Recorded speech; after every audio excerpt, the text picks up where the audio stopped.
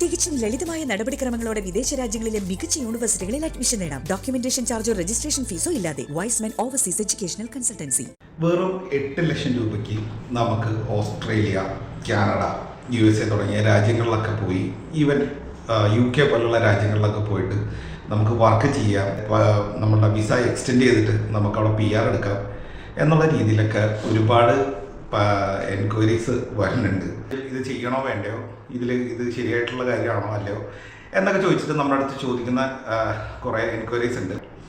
Basically ഈ 8 ലക്ഷം രൂപ എന്ന് പറയുന്ന ഒരു എമൗണ്ട് വെച്ചിട്ട് നമുക്കൊരു വർക്ക് വിസ അടിക്കാൻ വളരെ ടഫാണ്. നമ്മൾ പുറത്തേക്ക് ഒരു രാജ്യത്തേക്ക് വർക്ക് വിസയ്ക്ക് അപ്ലൈ ചെയ്യുമ്പോൾ നമ്മൾക്ക് ഒരുപാട് സുപരിചിതമാണ്. നമ്മുടെ നാട്ടിൽ നിന്ന് പലരും മിഡിൽ ഈസ്റ്റേൺ കൺട്രീസിൽ പോയി അവിടെ വർക്ക് വിസ കണ്ടുപിടിച്ച് അവിടെ വർക്ക് ചെയ്യുന്ന സാഹചര്യങ്ങൾ നിങ്ങൾക്കറിയാം. അപ്പോൾ നമ്മളുടെ ഇവിടെ നിന്ന് ഒരാളവിടെ പോകുമ്പോൾ അവിടുത്തെ ഏതെങ്കിലും ഒരു കമ്പനി ആ ഒരാളെ ഹയർ ചെയ്യാൻ വേണമല്ലോ, അയാൾക്ക് വേണ്ട ഫെസിലിറ്റീസ് കൊടുക്കാനും വിസ സ്റ്റാമ്പിങ്ങിനൊക്കെ വേണ്ടി പോകണമല്ലോ. അവരുടെ വർക്ക് വിസയ്ക്കുള്ള എല്ലാ പ്രൊസീജിയറും ചെയ്യാനായിട്ട് അവർക്ക് അവിടെ ആവശ്യം വരാറുണ്ട്. ഇതേ പ്രൊസീജിയർ തന്നെയാണ് ഈ കാനഡ അല്ലെങ്കിൽ ഓസ്ട്രേലിയ, ന്യൂസിലാൻഡ് പോലുള്ള രാജ്യങ്ങളിൽ നിങ്ങൾ ചെയ്യുമ്പോൾ നിങ്ങൾക്ക് വരുന്ന കാര്യങ്ങൾ. അവിടുത്തെ ഒരു കമ്പനി നമ്മളെ സ്പോൺസർ ചെയ്യാതെ നമുക്ക് സെൽഫായിട്ട് നമുക്കൊരു പേപ്പർ വർക്ക് ചെയ്ത് അവിടെ എത്താൻ പറ്റില്ല. ഇനി നമുക്ക് അങ്ങനെ സെൽഫായിട്ട് എത്താൻ ഉള്ള ഒരു ഓപ്ഷനാണ് മൈഗ്രേഷൻ പ്രോഗ്രാം. അതിപ്പോൾ കാനഡയിൽ ഇപ്പോൾ പല രീതിയിലുള്ള മൈഗ്രേഷൻസ് ഉണ്ട്, ഓസ്ട്രേലിയയിലും പല രീതിയിലുള്ള മൈഗ്രേഷൻസ് ഉണ്ട്. IELTS പോലുള്ള പർട്ടിക്കുലർ ആയിട്ടുള്ള IELTSനുള്ള സ്കോറും കാര്യങ്ങളൊക്കെ ഇല്ലാതെ അങ്ങനെ ഒരു കാര്യം ചെയ്യാൻ പറ്റില്ല. അപ്പോൾ ആ ഒരു മൈഗ്രേഷൻ എന്നുള്ളതല്ലാതെ നിങ്ങൾ ഇവിടുന്ന് ഡയറക്റ്റ് വർക്ക് വിസയിലേക്ക് നിങ്ങൾ, എക്സാമ്പിൾ ഞാൻ കാനഡയെ കുറിച്ചാണ് പറയുന്നത്. അപ്പോൾ കാനഡയിലേക്ക് നിങ്ങൾ അപ്ലൈ ചെയ്യുകയാണെങ്കിൽ കാനഡയിൽ അവിടെ നിങ്ങൾ ഒരാൾ സ്പോൺസർ ചെയ്യാൻ വേണമല്ലോ. ഈ സ്പോൺസർ ചെയ്യുന്ന വ്യക്തി അവിടുത്തെ ഇമിഗ്രേഷൻ ഡിപ്പാർട്ട്മെൻറ്റിൻ്റെ ലൈസൻസ് ഉള്ള, അവിടെ നിന്ന് മറ്റൊരു കൺട്രിയിൽ നിന്നും ഒരാളെ ഹയർ ചെയ്യാനുള്ള ലൈസൻസോ അല്ലെങ്കിൽ അവരുടെ ഓതറൈസേഷനോ ഉള്ള ആളായിരിക്കണം, പ്രൈമറി തിങ്. ഫോർ എക്സാമ്പിൾ ഞാൻ പറയുകയാണ്, ഇപ്പോൾ ഒരു ഇന്ത്യൻ റെസ്റ്റോറൻറ്റ് റൺ ചെയ്യുകയാണ് കാനഡയിൽ അവിടെ അല്ലെങ്കിൽ ഓസ്ട്രേലിയയിൽ. അപ്പോൾ ഈ ഇന്ത്യൻ റെസ്റ്റോറൻറ്റിൽ സ്പെഷ്യലൈസ്ഡ്, ഇപ്പോൾ south Indian kitchen, masala dosa പോലെയുള്ള കാര്യങ്ങൾ ഉണ്ടാക്കാവുന്ന ഒരു ഷെഫിൻ്റെ ആവശ്യമുണ്ട് അവർക്ക്. അപ്പോൾ ഈ ഷെഫിനെ ആക്ച്വലി നമുക്കൊരു കാനഡ അല്ലെങ്കിൽ ഓസ്ട്രേലിയ അവിടെയുള്ള ലോക്കൽ സിറ്റിസനെ ഹയർ ചെയ്തിട്ട് കാര്യമില്ല. കാരണം അയാൾക്ക് ഇത് ഉണ്ടാക്കാൻ അറിയാനുള്ള സാധ്യത വളരെ കുറവാണ്. അതിന് വേണ്ടിയിട്ട് ഒരു ഒതൻറ്റിക് ആയിട്ടുള്ള ഒരാളെ വേണം. അപ്പോൾ അങ്ങനെയുള്ള ഒരു സാഹചര്യത്തിൽ ഇവർ ഇമിഗ്രേഷൻ ഡിപ്പാർട്ട്മെൻറ്റിൽ പറയുന്നു, ഞങ്ങൾക്ക് ഇന്ന സ്പെസിഫിക് ആയിട്ട് ഒരാളെ വേണം. അപ്പോൾ ഇന്ന ക്വാളിറ്റീസ്, ഇന്ന ക്വാളിഫിക്കേഷനുള്ള, ഇന്ന എക്സ്പീരിയൻസ് ഉള്ള ഒരാളെ വേണം. ഞങ്ങൾക്ക് അങ്ങനെ ഒരാളെ കാനഡയിൽ അല്ലെങ്കിൽ ഞങ്ങളുടെ ലോക്കലി ഞങ്ങൾ പരസ്യം കൊടുത്തു നോക്കിയിട്ട് ഞങ്ങൾക്ക് കിട്ടിയില്ല. അങ്ങനെ കിട്ടാത്ത ഒരു സാഹചര്യത്തിലാണ് ഇവർ ഇപ്പോൾ സ്പെസിഫിക് ആയിട്ട് ഇപ്പോൾ സൗത്ത് ഇന്ത്യൻ ഷെഫ് എന്ന് പറയുമ്പോൾ സൗത്ത് ഇന്ത്യയിൽ നിന്ന് തന്നെയാണ് ഇവർ ഹയർ ചെയ്യാനുള്ള സാധ്യതയുള്ളൂ. അങ്ങനെയുള്ള ഫീൽഡിൽ വർക്ക് ചെയ്യുന്ന ഒരാളാണെങ്കിൽ അത്രയും ക്വാളിഫൈഡ് ആയിട്ടുള്ള ഒരാളെ അവർക്ക് ഹയർ ചെയ്യാൻ പറ്റുള്ളൂ. അവിടെ ലോക്കലി പരസ്യം കൊടുത്ത് അവിടെ അങ്ങനെ ഒരാളെ കിട്ടാതിരുന്നത് കൊണ്ട് അവർ മറ്റൊരു രാജ്യത്തുനിന്ന് ഒരാളെ എടുത്തു. ഇത് ഇവർ ഇമിഗ്രേഷൻ ഡിപ്പാർട്ട്മെൻറ്റിനെ പ്രൂവ് ചെയ്യണം. ഇനി ഇതിൽ ഇമ്പോർട്ടൻ്റ് ആയിട്ടുള്ള കാര്യം എന്താണെന്ന് വെച്ച് കഴിഞ്ഞാൽ, ഇതിൽ 2 രീതിയിലാണ് പലപ്പോഴും ചെയ്യാറ്. കമ്പനീസ് എന്ത് ചെയ്യുമെന്ന് വെച്ച് കഴിഞ്ഞാൽ, ഇമിഗ്രേഷൻ ഡിപ്പാർട്ട്മെൻറ്റിന് അവരുടേതായ ഒരു ചാർജ് ഉണ്ട്. എന്ന് വെച്ച് കഴിഞ്ഞാൽ വിസ പ്രോസസ്സിങ്, സ്പോൺസർഷിപ്പ് റേസ് ചെയ്യാൻ വേണ്ടിയിട്ട് അവരൊരു സ്പെസിഫിക് ആയിട്ട് എമൗണ്ട് ഇമിഗ്രേഷൻ ഡിപ്പാർട്ട്മെൻറ്റിന് കൊടുക്കാനുണ്ട്, അവരുടെ ചാർജസും ഇതെല്ലാം കൂടെ ചേർത്തിട്ട്. അപ്പോൾ ഈ സ്പോൺസറിന് അത്രയും അത്യാവശ്യമുള്ള ഒരാളാണെങ്കിൽ ഇവരെന്ത് ചെയ്യും, ഇവർ പറയും ഇയാളുടെ എമൗണ്ട് കംപ്ലീറ്റ് ഇവരെടുക്കും. ഈ റിക്രൂട്ട് ചെയ്യാൻ ഉദ്ദേശിക്കുന്ന ആളുടെ വിസ ചാർജസും ഫ്ലൈറ്റ് ടിക്കറ്റും അടക്കമുള്ള എല്ലാ എക്സ്പെൻസസും ഈ സ്പോൺസർ റേസ് ചെയ്തിട്ട് ആ പൈസ ഇമിഗ്രേഷന് കൊടുത്തിട്ട് ഇന്ത്യയിൽ നിന്നോ അല്ലെങ്കിൽ മറ്റേത് കൺട്രിയിൽ നിന്നാണോ ഇവർ ഹയർ ചെയ്യാൻ ഉദ്ദേശിക്കുന്നത് അവിടെ നിന്ന് ഒരാൾ ഇവരുടെ സ്ഥാപനത്തിലേക്ക് കൊണ്ടുവന്ന് അദ്ദേഹത്തിന് അവിടെ വർക്ക് ചെയ്യാനുള്ള ഫെസിലിറ്റീസ് ചെയ്ത് കൊടുക്കും. അത് കംപ്ലീറ്റ്ലി ഫ്രീ ആയിരിക്കും, ഇവർക്ക് വേറെ എക്സ്പെൻസസ് ഒന്നും വരുന്നില്ല. ഇതിപ്പോൾ IT കമ്പനി പോലുള്ള പല കമ്പനികളിലും ഇങ്ങനത്തെ ഹയറിങ് നടക്കാറുണ്ട്. ഇനി അതല്ലാതെ ചിലപ്പോൾ 100% നമ്മളുടെ എക്സ്പെൻസസ് നമ്മൾ തന്നെ ബെയർ ചെയ്യുന്ന ഒരു കോൺട്രാക്റ്റ് ആയിരിക്കാം പൊതുവേ അവിടുത്തെ സ്പോൺസേഴ്സ് കൊടുക്കാറുള്ളത്. നമ്മളുടെ എക്സ്പെൻസസ് നമ്മൾ ബെയർ ചെയ്യണു എന്ന് വെച്ചാൽ നമ്മളുടെ വിസ പ്രോസസ്സിങ് തൊട്ട് നമ്മളുടെ മറ്റുള്ള എല്ലാ ആക്ടിവിറ്റീസിൻ്റെയും എക്സ്പെൻസസ് നമ്മൾ എടുത്തിട്ട് നമ്മൾ ചെയ്യുന്ന ഒരു സാഹചര്യം. എൻ്റയർ ഡോക്യുമെൻറ്റേഷൻ്റെ ഉത്തരവാദിത്തം നമ്മൾ ഏറ്റെടുത്തിട്ടാണ് നമ്മളിതിൽ ചെയ്യുക. അങ്ങനെ ചെയ്യുമ്പോൾ പോലും ഈ പറഞ്ഞ 8 ലക്ഷത്തിൻ്റെ ഉള്ളിൽ നമ്മളുടെ പേപ്പർ വർക്ക് തീരില്ല എന്നുള്ളതാണ് ഇതിൻ്റെ ഒരു വാസ്തവം.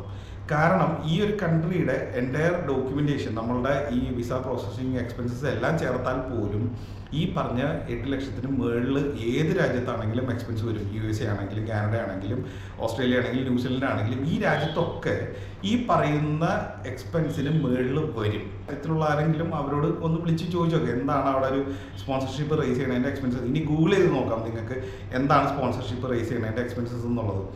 ഒരിക്കലും ഒരു 8 ലക്ഷത്തിനുള്ളിൽ അത് ചെയ്യാൻ പറ്റില്ല.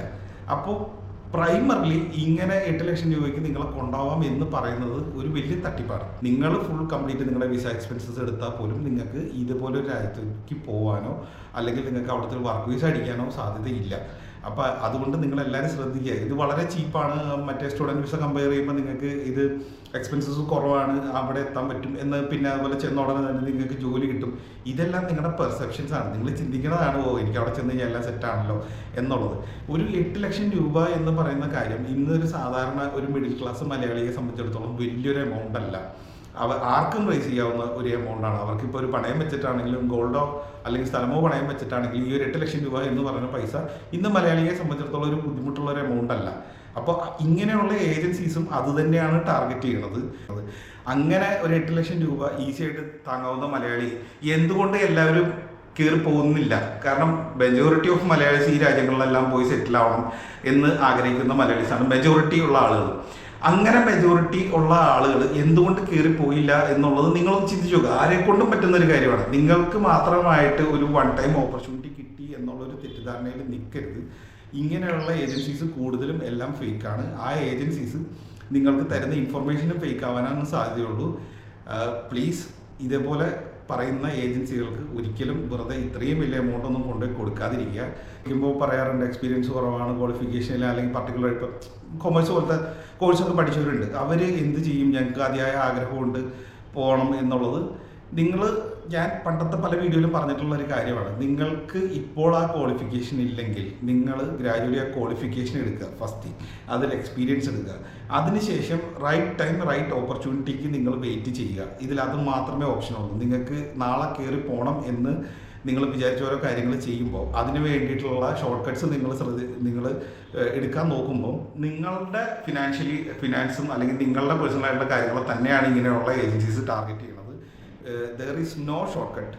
ഇതിന് നേരായ മര്യാദക്കുള്ള മാർഗ്ഗങ്ങൾ മാത്രമേ ഉള്ളൂ. ആ മാർഗ്ഗങ്ങൾ നിങ്ങൾ കണ്ടുപിടിക്കാൻ ശ്രമിക്കുക. പേഷ്യൻസോടെ കാര്യങ്ങൾക്ക് ട്രൈ ചെയ്യുക. പുതിയ ഈ കാര്യങ്ങളൊക്കെ ഓഫ് കോഴ്സ് ചെറുപ്പത്തിൽ നമ്മളുടെ ഒരു ഐഡിയോളജി വെച്ച് നമ്മൾ പലപ്പോഴും വേറെ മറ്റു പല കോഴ്സുകളും എടുത്ത് പഠിക്കുകയും ചെയ്തിട്ടുണ്ട്. അതുകൊണ്ട് തന്നെ നമ്മൾക്ക് ഈ പുറത്തോട്ട് പോകുമ്പോൾ അല്ലെങ്കിൽ പോകാൻ ശ്രമിക്കുമ്പോൾ ഇതിൽ പല ഡിഫിക്കൽട്ടീസും ഫേസ് ചെയ്യുകയും ചെയ്യും. അപ്പോൾ ഈ ഡിഫിക്കൽട്ടീസിനെ നിങ്ങൾ ഒരു ഒറ്റ ദിവസം കൊണ്ട് അല്ലെങ്കിൽ നിസ്സാര ഒരു ടൈം ഗ്യാപ്പ് കൊണ്ട് കുറച്ച് പൈസ കൊടുത്ത് മാറ്റിയെടുക്കാം എന്നുള്ള തെറ്റിദ്ധാരണയിൽ നിൽക്കരുത്. നിങ്ങൾക്ക് ക്വാളിഫിക്കേഷൻസ് ഇല്ലെങ്കിൽ അവിടേക്ക് പോകാനുള്ള റിക്വയർഡ് ആയിട്ടുള്ള പ്രൊഫഷനിലേക്ക് കയറാനുള്ള ക്വാളിഫിക്കേഷൻ ഇല്ല എന്നുണ്ടെങ്കിൽ നിങ്ങളുടെ മുന്നിലുള്ള ഒരേ ഒരു മാർഗ്ഗം ആ ക്വാളിഫിക്കേഷൻ ഗെയിൻ ചെയ്യുക എന്നുള്ളതാണ്. അതിൽ എക്സ്പീരിയൻസ് ഗെയിൻ ചെയ്യുക എന്നുള്ളതാണ്. എന്നിട്ട് ആ തരത്തിലുള്ള ജോബ് വേക്കൻസികളിലേക്ക് അപ്ലൈ ചെയ്യുക, ട്രൈ ചെയ്യുക എന്നുള്ളതാണ്. എല്ലാ രാജ്യങ്ങളിലും തന്നെ റിക്രൂട്ട്മെൻറ്റ് ഓൾമോസ്റ്റ് സ്റ്റോപ്പാണ്. അത്ര ഇമ്മീഡിയറ്റ് റിക്വയർമെൻറ്റ് ഉണ്ടെങ്കിൽ മാത്രമേ അവർ എടുക്കുന്നുള്ളൂ. അതൊരു വാസ്തവമാണ്.